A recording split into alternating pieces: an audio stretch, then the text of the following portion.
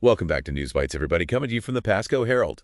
It's your weekly roundup of news from, well, all around Pasco County, of course. Yeah, we got a pretty busy week last week, so let's go ahead and dive right in. Sounds good. So Sunday night, there was that deputy-involved shooting over in Bayonet Point. Right. So deputies from the Pasco Sheriff's Office, they were trying to arrest this guy, Matthew Phillips, 41 years old, at his house. At his home. Yeah, they had some felony warrants out for his arrest. And it's important to point out here that this guy, Phillips, he had a long history with, law enforcement. Oh, yeah, he had a history. 26 prior felony arrests. Yeah, 26. So the deputies are saying that they spent a good 30 minutes or so trying to kind of, de-escalate things, calm the situation down. Right, clear. Before Phillips, that is, he took off running out the back door.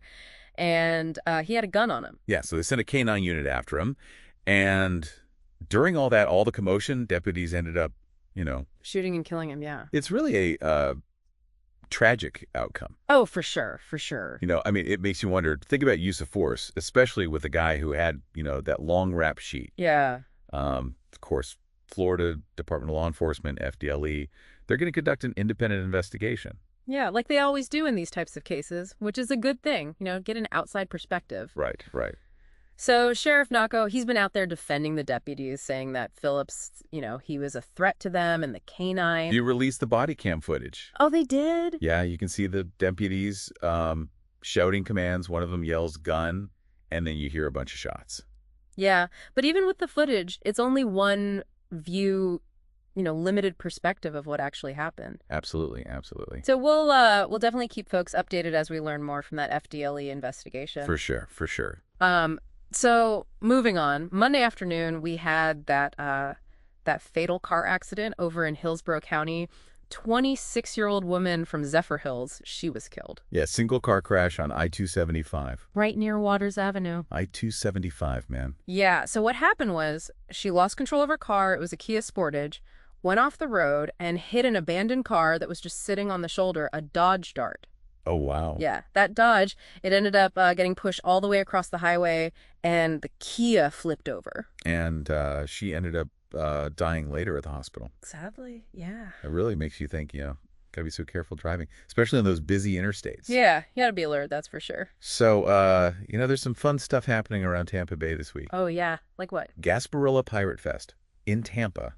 It's this Saturday. Oh, yeah, that's a big one. Huge. Over 300,000 people are expected to be there for the pirate invasion and parade.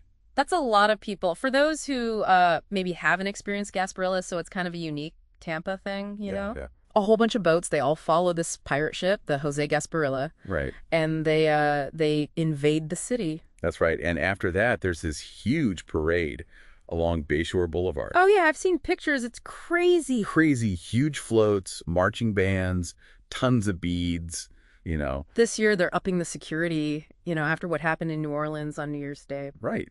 Makes sense. If you're going, just be aware of your surroundings, follow the guidelines the organizers put out, be smart about it. For sure. Now, if you're looking for something maybe a bit more, low-key, laid back. Yeah. There's the Kumquat Festival. It's also this Saturday. The Kumquat Festival? Yeah, over in Dade City. 28th year they're doing it. What exactly is a kumquat? It's a citrus fruit, and this festival is all about it. They've got foods, drinks, all kinds of products made with kumquats. Like what?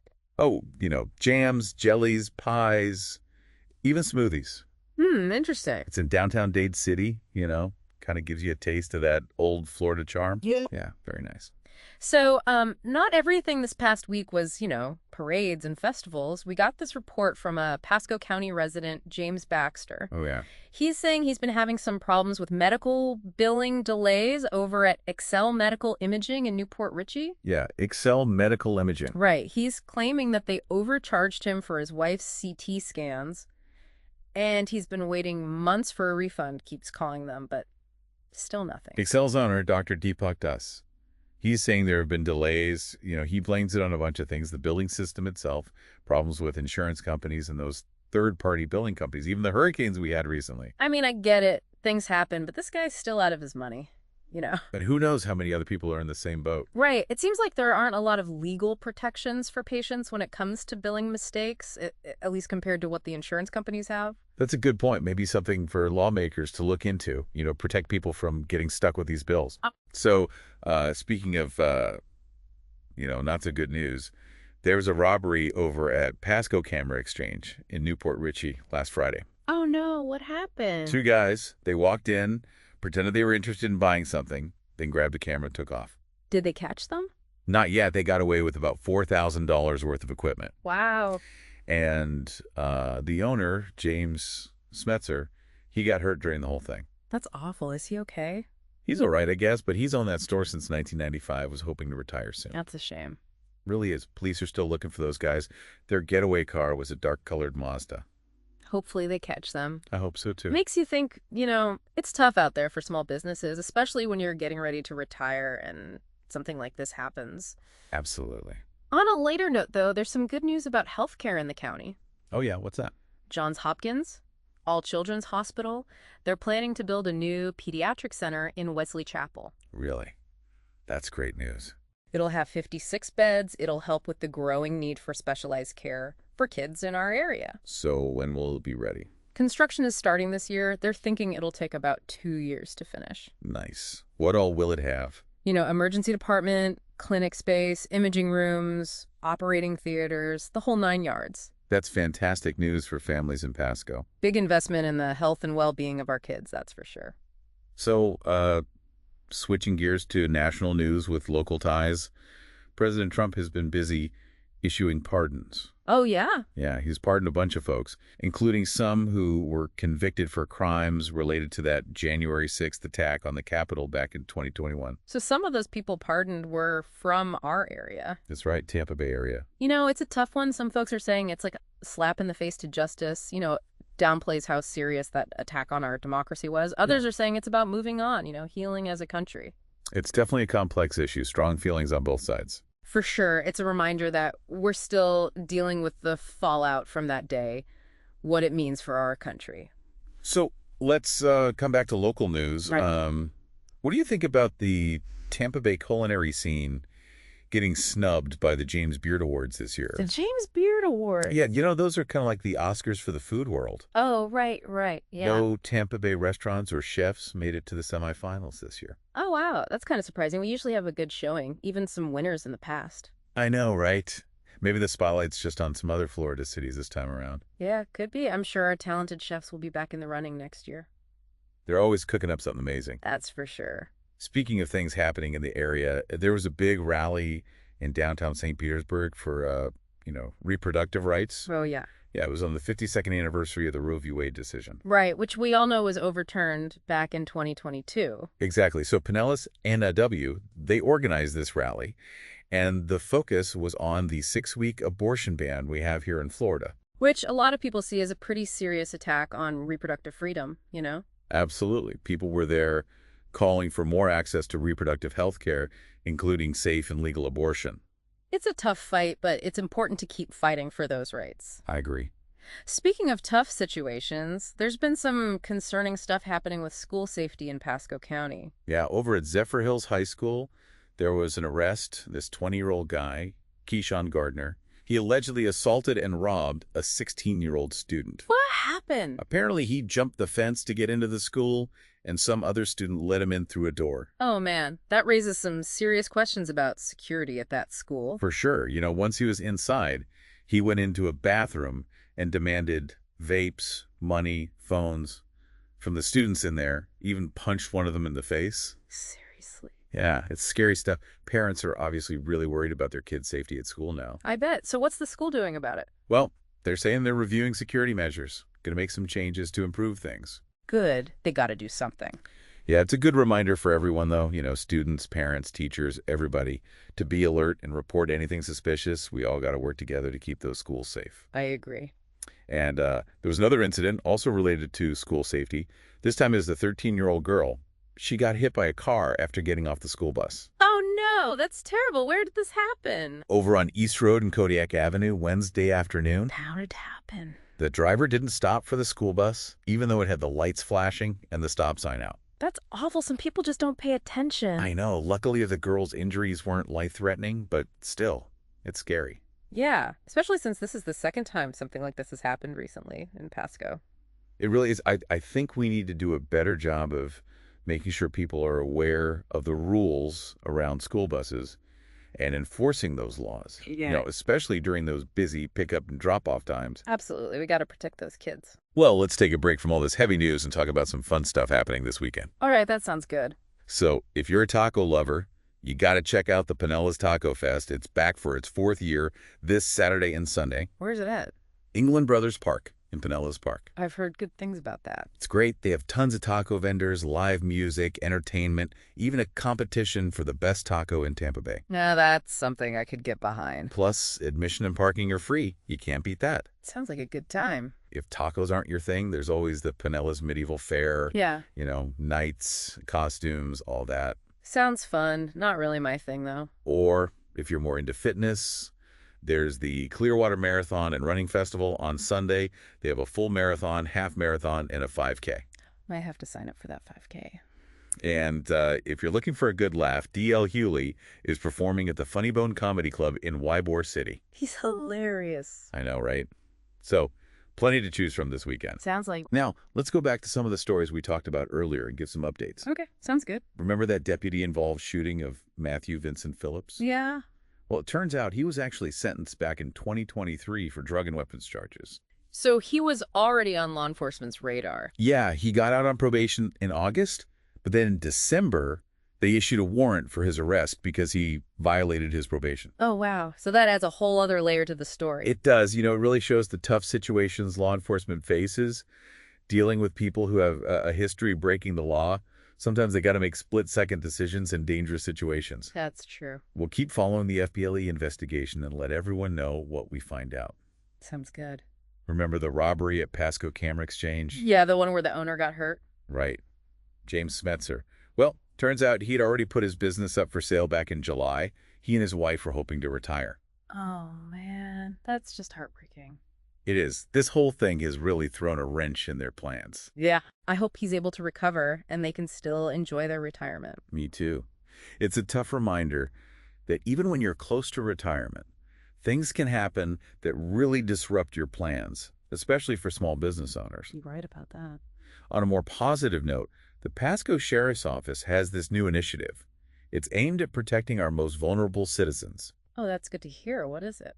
Sheriff Chris Nacco. He created this new unit. It's specifically for cases involving missing and exploited people. That's a great idea. There's definitely a need for that. Yeah, they're combining the cyber crimes and missing persons divisions into one team. So they can use all their resources together. Makes sense. Exactly. They're also starting this volunteer program, Operation Phoenix. It's going to use social media to help find missing kids. That's a great way to get the community involved. It is, and it's really important work. Sheriff Nacco was talking about this case. It really shows why this new unit is so crucial. What happened? This guy, Jean Cipolero Arias, he had custody of a 13-year-old girl, and he was allegedly offering her up to men online for sexual abuse. Oh my God, that's horrible. He was posting these awful things online, even sending pictures of the girl. So how did they catch him? The National Center for Missing and Exploited Children, they alerted the Pasco Sheriff's Office. Thankfully, they were able to step in before anything happened to the girl. That's a relief, but it's so disturbing that this kind of stuff is happening. I know. Sheriff Nacco said these types of cases are becoming more and more common. That's scary. It is. That's why this new unit is so important. Definitely. So back to that robbery at Pasco Camera Exchange. Port Richey police, they've identified 2 persons of interest.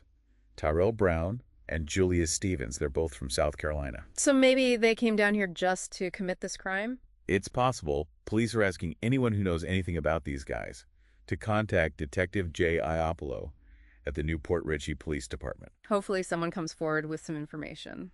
I hope so, too. Remember James Baxter, the guy who was fighting those medical billing delays? Oh, yeah. What happened with that? Well, he got some good news this week.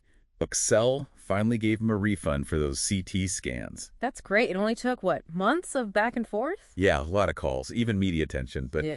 It shows you got to stand up for your rights. Don't give up when you're facing these billing errors. And it shows that sometimes making a little noise can get things done. Absolutely. It also shows that we need more transparency in the whole medical billing process, make it easier for people to understand and fight for what they deserve. Definitely. Okay, switching to national news, remember President Trump's pardons for those convicted of crimes related to the January 6th riot. Oh, yeah. That's been all over the news. A lot of people are really upset about it, saying it undermines the rule of law and basically sends a message that attacking our democracy is okay. Yeah, I can see their point. But then there are those who support the pardons. They say it's about forgiveness and moving on, trying to heal the country. It's definitely a divisive issue, that's for sure. It is. It's brought up some deep divisions, and it'll probably be debated for years to come. It brings up questions about justice, accountability, the power of the president. Yeah, it really shows we're still grappling with what happened on January 6th and what it all means for our country. Absolutely. So let's bring things back home. We've been hearing from a lot of folks about the rising cost of living here in Pasco. Yeah, inflation has been hitting everyone hard. It's tough. Prices for groceries, gas, housing, everything keeps going up. It's really putting a strain on people's budgets. It is. People are having to make difficult choices, cut back on things they need. It's tough time. It really shows we need policies that address economic inequality, help those who are struggling to make ends meet. I agree. Everyone deserves to have a decent standard of living. Exactly. So, on a brighter note, let's talk about those awesome kids who participated in the STEM fair. The STEM fair. Yeah, students from different schools all over Pasco came together and showed off their projects and experiments, science, technology, engineering, math, all that good stuff. That's awesome. I love seeing young people getting excited about STEM. Me too. It's so inspiring to see them using their creativity and problem-solving skills. We need more of that. Definitely.